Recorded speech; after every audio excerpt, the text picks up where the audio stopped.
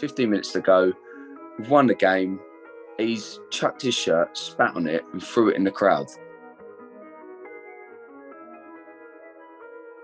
It all was the one that helped us out the most was Patrick Vieira.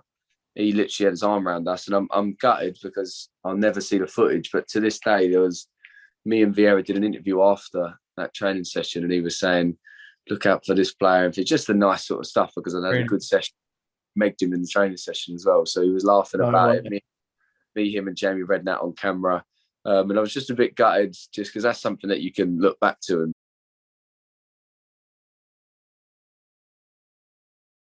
be like, how amazing was that? You're playing with and training in, and you've got one of the best players in the world saying that well in a session and things. So a little bit gutted that they never aired that, but that's definitely something that I'll definitely look back upon. Few names chucked out there. Who was the best player? Other than Vieira, I think he was a bit past it because he actually, if you look back at the stats that year, he didn't play that much. But it was Zanetti, and he keeps popping up on my timeline now, just from like old runs and things. If you look at the way that he could drive with the ball from right back, and just no one could tackle him. And I think at the time he was 38, and he's won the treble with Inter Milan as captain, and he literally was the fittest player in the team. He was just unstoppable.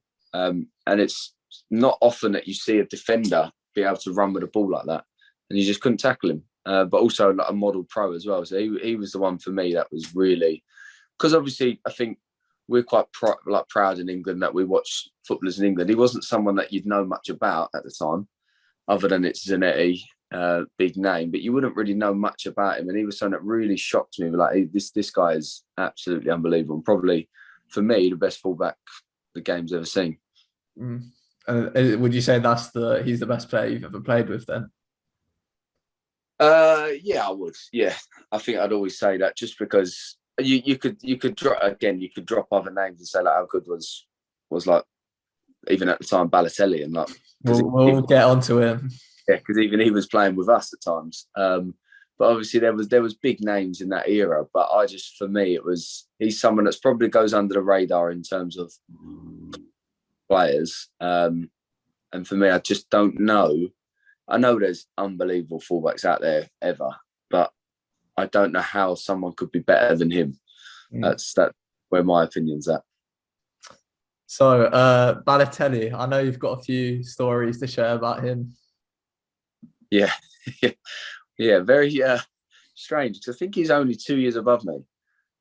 So obviously, while I was out there, I think he was only 19, 20, and he was like a veteran pro the way he was acting. But I think it's killed him in his career, because managers now, it's not worth the hassle. I think Mancini at Man City, it was worth the hassle because he was a top quality player. But now that he dropped his standards, it's then what's the point in having him about if he's going to do what he does?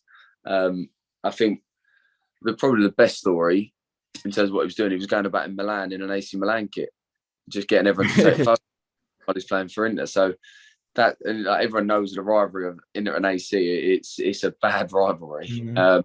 That's just like something that you can't do. And he was happily going about gloating about it. But I think the one thing where you can see where he never progressed was he came on in the semi-final of the Champions League with 15 minutes to go. I think it was against Barcelona. I think it was at home. I think it was at San Siro. Yeah, at the San Siro. And there's 15 minutes to go. We've won the game. He's chucked his shirt, spat on it, and threw it in the crowd. They've gone into the Champions League final. He's 20 years old, played 15 minutes. Any 20-year-old normally would be buzzing. You're going to the Champions League final. You might be gutted that you didn't start, but you've still got the opportunity to come off the bench, and your team's in a Champions League final, and he's absolutely thrown his toys at the pram and stormed off the pitch. And you're just thinking, this is why he never got somewhere, because he just had that. It was like, I have to play now. And there's plenty of players that do that. We deal with a lot of players within the academy that do that. So who probably think they're a bit ahead of themselves now. That's one thing I think we're quite good at managing, trying to keep their levels right and sort of let them talk once they deserve to be able to talk. I think that's the biggest thing, and I think Balotelli just got a little bit ahead of himself, really, and it's a shame because he was a world-class player as well. Yeah, and you always hear coaches bang on about attitude. That's a very real life example for you. I mean, there's probably to the more extreme scale, but I mean, I always think about the clip of him. I'm not sure if you've seen it in, I think, pre-season for Man City. He's through on goal, and he tries to do try to turn around, do like a back heel finish, misses, and gets taken off. But Yeah. yeah, another player I wanted to ask about was Quaresma.